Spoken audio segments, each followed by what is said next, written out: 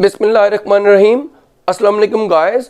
आज मैं आपको लेसन 51 पार्ट 2 पढ़ाने जा रहा हूं। जैसे कि आपको मालूम है कि लेसन 51 पार्ट 1 के अंदर मैंने आपको पास्ट ऑब्लिगेशन यानी ज़माने माजी की मजबूरी और पास्ट इसेंशियल ड्यूटी यानी ज़माने माजी के लाजमी फ़र्ज़ वाले सेंटेंसेस सिखाए थे। और वहाँ पर मैंने आपको ये भी बताया था कि इन सेंटेंसेस की 3 तरह से इंग्लिश की जाती है। नंबर 1 सब कॉन्टिनेंट के तरीके से, नंबर 2 इंग्लैंड के तरीके से और नंबर 3 अमेरिका के तरीके से। तो मैंने आपको लेसन 51 पार्ट 1 के अंदर उर्दू में पहचान लिखवा कर सब कॉन्टिनेंट के तरीके से इंग्लिश मैंने आपको सिखा दी थी। अब इस वीडियो लेक्चर के अंदर मैं आपको इंग्लैंड के तरीके से और अमेरिका के तरीके से इन सेंटेंसेस की इंग्लिश कैसे की जाती है ये सिखाऊंगा। आपने हेडिंग लिखना है use of had got to plus first form of verb lesson 51 part 2। ये आपने हेडिंग लिख ली। अब उर्दू में पहचान की इधर ज़रूरत नहीं है कि क्योंकि ये वही उर्दू में पहचान है जो लेसन 51 पार्ट 1 के अंदर आपने लिखी थी। हमने स्ट्रेट अवे स्ट्रक्चर्स पर जाना है।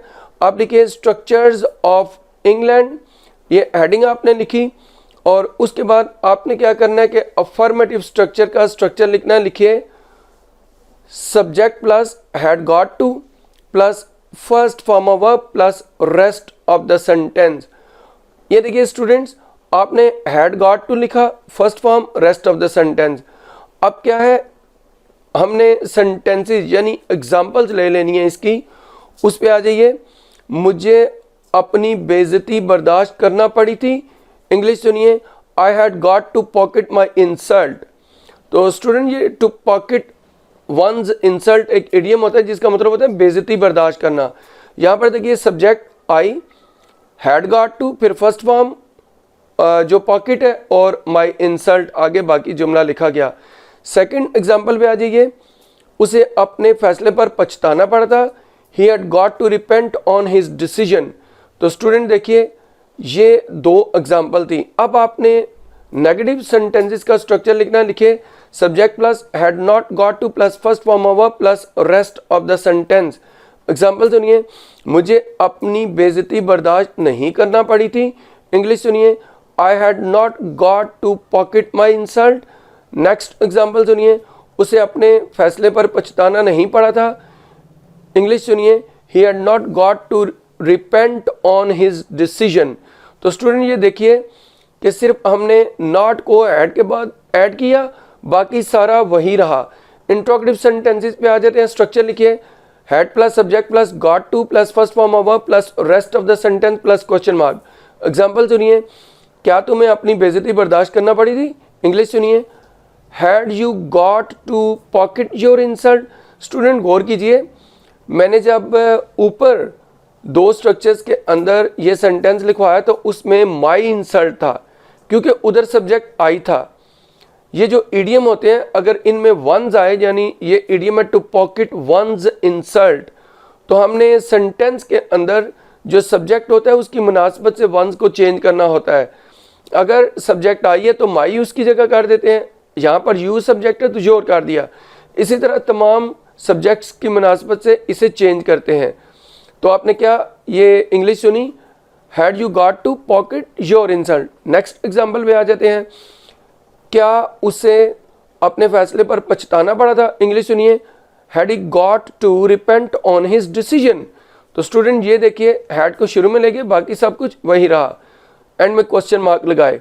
अब चलते हैं डबल इंट्रोगेटिव सेंटेंसेस के स्ट्रक्चर के ऊपर। आपने लिखना है वाई, व्हेन, वेयर, हाउ या whom plus had plus subject plus got to plus first form of verb plus rest of the sentence plus question mark. आप स्टूडेंट्स यहाँ पर क्या करेंगे कि इनकी एग्जाम्पल हम ले लेते हैं। देखिए, तुम्हें अपने फैसले पर क्यों पछताना पड़ा था। इंग्लिश सुनिए, why had you got to repent on your decision. देखिए स्टूडेंट्स, यहाँ पर हमने यू सब्जेक्ट बनाया और हिज डिसीजन के बजाय योर डिसीजन कर दिया। जो ऊपर सेंटेंसेस में ये रिपेंट वाला पछताने वाला जुमला था वहाँ पर सब्जेक्ट ही था तो हम हिज लगा रहे थे, इधर यू है तो योर लगाया।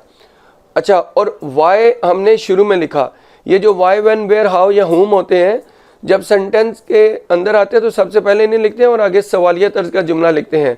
एक और एग्जाम्पल लिखिए, उसे अपनी बेइज्जती क्यों बर्दाश्त करना पड़ी थी। इंग्लिश सुनिए, why had he got to pocket his insult.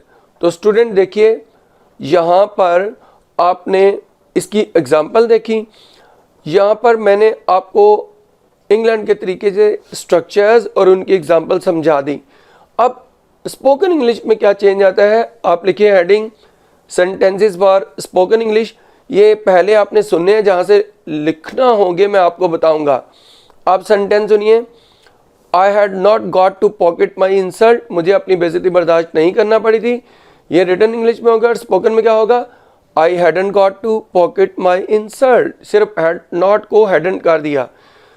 एक ही एग्जाम्पल काफ़ी है। अब चलते हैं नेगेटिव इंट्रोगेटिव सेंटेंसेस में। लिखिए, क्या तुम्हें अपनी बेइज्जती बर्दाश्त नहीं करना पड़ी थी। इंग्लिश सुनिए, had you not got to pocket your insult, ये रिटन इंग्लिश, और स्पोकन क्या होगा, hadn't you got to pocket your insult. तो स्टूडेंट देखिए, हैड के साथ नॉट को कॉन्ट्रैक्ट करके हैडंट शुरू में ले आए, ये स्पोकन इंग्लिश में चलता है। गो के जो had you not got to pocket your insult है वो भी स्पोकन इंग्लिश में चल सकता है, लेकिन उसे रिटन में प्रेफरेंस दी जाती है और हैडंट वाले को स्पोकन में। अब क्या है कि यहाँ से आपने लिखना है एक स्टेटमेंट बोलकर सामने वाले शख्स के कंफर्म किस तरह हम उर्दू में करवाते हैं, वो होता है ना। कोई बात करके सामने वाले शख्स को बोलते हैं है ना, उसकी इंग्लिश कैसे होती है, आप ज़रा सुनिए example. I had got to pocket my insult, मुझे अपनी बेइज्जती बर्दाश्त करना पड़ी थी। सामने वाले शख्स से कंफर्म करवा रहे हैं है ना, तो इंग्लिश क्या होगी, कॉमा लगा के हैडंट आई क्वेश्चन मार्क। यह है ना कि इंग्लिश है, हैड नॉट को कॉन्ट्रैक्ट किया, हैडंट और आगे आई। और ये जो सेंटेंस था ये पॉजिटिव था, स्टेटमेंट पॉजिटिव थी, और जब है ना करवाते हैं कंफर्म करवाने के लिए इसे क्वेश्चन टैग कहते हैं, हैड के साथ नॉट को कॉन्ट्रैक्शन में लाना है। अच्छा, अब आपने नेगेटिव स्टेटमेंट हो तो फिर क्या होगा, सुनिए, उसे अपने फैसले पर पछताना नहीं पड़ा था। इंग्लिश सुनिए, he had not got to repent on his decision, और है ना कि इंग्लिश क्या होगी, कॉमा लगा के हैड ही क्वेश्चन मार्क। देखिए नेगेटिव स्टेटमेंट तो हैड ही इसकी कंफर्मेशन के लिए हम लेकर आए। स्टूडेंट ये था इंग्लैंड का स्ट्रक्चर, इसके सेंटेंसेस की प्रैक्टिस मैं बाद में करवाऊंगा। अभी आप लिखिए heading, use of had to plus first form of verb. ये स्टूडेंट यहाँ पर हैड टू फर्स्ट फॉर्म होगा और इसके नेगेटिव और इंट्रोगेटिव में चेंज आता है अमेरिकन स्ट्रक्चर में। आपने क्या करना है, ये हेडिंग लिखी तो अब आप आगे हेडिंग लिखिए स्ट्रक्चर्स ऑफ अमेरिका, ये हेडिंग लिख लिया आपने। अब अफर्मेटिव सेंटेंसेस का स्ट्रक्चर लिखते हैं, लिखिए subject plus had to plus first form of verb plus rest of the sentence. ये तो वही स्ट्रक्चर है जो हमने सब कॉन्टिनेंट का फर्स्ट वाला अफर्मेटिव सेंटेंसेस का पढ़ा था। भाई ऐसे ही है, लेकिन नेगेटिव और इंट्रोगेटिव चेंज हो जाएंगे। आप पहले इसकी एग्जांपल सुनिए, मुझे अपनी बेइज्जती बर्दाश्त करना पड़ी थी। इंग्लिश सुनिए, I had to pocket my insult, यहाँ पे गॉट नहीं है। नेक्स्ट सुनिए, उससे अपने फैसले पर पछताना पड़ा था। इंग्लिश सुनिए, he had to repent on his decision. तो स्टूडेंट देखिए, ये तो बिल्कुल सब कॉन्टिनेंट वाले हैं। अब चलते हैं नेगेटिव स्ट्रक्चर पर। लिखिए subject plus did not have to plus first form of verb plus rest of the sentence. हाँ student, did not have to negative में इधर क्या आ जाता है, डिड, उसके बाद नॉट, और आगे हैड को हैव में तब्दील कर दिया जाता है। ऐसा क्यों होता है भाई, हैव फर्स्ट फॉर्म है, हैड उसकी सेकंड और थर्ड फॉर्म है। जब हम डिड लगाते हैं तो सेकंड फॉर्म फर्स्ट फॉर्म में चेंज हो जाती है। ये इसी तरह की जैसे पास्ट इंडेफिनिट टेंस का अगर सेंटेंस हो, मसलन ही वेंट टू लाहौर, गो की सेकंड फॉर्म वेंट, वो लाहौर गया था। लेकिन अगर नेगेटिव बनाए, he did not go to Lahore, he did not went to Lahore नहीं होता, he did not go to Lahore. तो जब डिड लगे तो फर्स्ट फॉर्म हो जाती है गो। इसी तरह इधर डिड नॉट लगा तो हैव हो गया। अब इसकी एग्जांपल ले लेते हैं। मुझे अपनी बेइज्जती बर्दाश्त नहीं करना पड़ी थी। इंग्लिश सुनिए, I did not have to pocket my insult. और सेकेंड एग्जाम्पल, उसे अपने फैसले पर पछताना नहीं पड़ा था, he did not have to repent on his decision. तो स्टूडेंट ये नेगेटिव इसके सेंटेंसेस थे। अब इंट्रोगेटिव स्ट्रक्चर पे आ जाएं। Did plus subject plus have to plus first form of verb plus rest of the sentence plus question mark. Example सुनिए, क्या तुम्हें अपनी बेइज्जती बर्दाश्त करना पड़ी थी? इंग्लिश सुनिए, did you have to pocket your insult. और आगे सुनिए, क्या उसे अपने फैसले पर पछताना पड़ा था? Did he have to repent on his decision. Did शुरू में चला गया, आगे सब कुछ सेम रहा, एंड में क्वेश्चन मार्क लगाया। डबल इंट्रोगेटिव स्ट्रक्चर पे आ जाए। वाई, व्हेन, वेयर, हाउ या whom plus did plus subject plus have to plus first form of verb plus rest of the sentence plus question mark. Student ये Y, when, where, how या whom शुरू में आएंगे, आगे interrogative form दे देंगे sentence को, यानी सवालिया शक्ल का जुमला लिखेंगे। एग्जाम्पल सुनिए, तुम्हें अपनी बेइज्जती क्यों बर्दाश्त करना पड़ी थी? इंग्लिश सुनिए, why did you have to pocket your insult, question mark. ये देखें वाई लगा शुरू में और आगे इंट्रोगेटिव सेंटेंस लिखा। उसे अपने फैसले पर क्यों पछताना पड़ा था? इंग्लिश सुनिए, why did he have to repent on his decision. तो ये स्टूडेंट वाई शुरू में आया और आगे सवालिया जुमला लिखे, एंड में क्वेश्चन मार्क। ये भी अमेरिकन जो तरीके से स्ट्रक्चर और एग्जाम्पल थी ये तो होगी। अब आप हेडिंग लिखिए सेंटेंसेस फॉर स्पोकन इंग्लिश। क्या चेंज आता है भाई? बहुत मामूली सा, बहुत माइनर सा। I did not have to pocket my insult. ये देखें स्टूडेंट्स के नेगेटिव सेंटेंस जो उर्दू है कि मुझे अपनी बेइज्जती बर्दाश्त नहीं करना पड़ी थी, ये मैंने आपको रिटन जो इंग्लिश में नेगेटिव सेंटेंस इसका बनता है वो बोला। गो कि इसे स्पोकन में भी बोला जा सकता है, लेकिन प्रेफरेंस किसको दी जाती है ये सुनिए। I didn't have to pocket my insult. तो स्टूडेंट देखिए ये डिड नॉट के को हमने कंट्रैक्शन कर दिया डिडंट। ये एक ही एग्जाम्पल काफ़ी है। क्या तुम्हें अपने फैसले पर पछताना नहीं पड़ा था? इसकी ये नेगेटिव इंट्रोगेटिव जो सेंटेंस है इसकी रिटन इंग्लिश में कैसे इंग्लिश होगी सुनिए। Did you not have to repent on your decision. अब ये स्पोकन इंग्लिश में कैसे प्रेफरेंस दी जाती है सुनिए। Didn't you have to repent on your decision. अच्छा, अब यहाँ तक तो सिर्फ आपने सुनना था, यहाँ से लिखना है कि हम स्टेटमेंट देकर क्वेश्चन टैग यानी सामने वाले शख्स से कंफर्म किस तरह करते हैं है ना कह के। आप सुनिए, पहले ये पॉजिटिव स्टेटमेंट होगी और उसका जो कंफर्मेशन के लिए है ना की इंग्लिश क्या होती है सुनिए। I had to pocket my insult. ये देखें मुझे अपनी बेइज्जती बर्दाश्त करना पड़ी थी। अब मैं है ना कह के सामने वाले शख्स से कंफर्म करवा रहा हूं तो क्या होगा, कॉमा लगा के डिडंट आई। देखिए पॉजिटिव स्टेटमेंट तो डिडंट आई, ये इसका क्वेश्चन टैग था। अच्छा, अब अगर नेगेटिव स्टेटमेंट हो तो क्या होगा, उसे अपने फैसले पर पछताना नहीं पड़ा था और आगे है ना मैंने बोलना है। इंग्लिश सुनिए, he did not have to repent on his decision. और फिर है ना की इंग्लिश क्या होगी, did he question mark. Negative statement तो डिड ही है ना की इंग्लिश है। तो स्टूडेंट ये स्पोकन इंग्लिश से रिलेटेड भी जो डिफरेंस आता है वो हो गया। अब आपने लिखना है सेंटेंसेस फॉर प्रैक्टिस। ये मैं आपको एक उर्दू का सेंटेंस बोल के इंग्लैंड के तरीके से और अमेरिकन तरीके से दोनों तरीके से उस सेंटेंस की इंग्लिश करके आपको समझाऊंगा।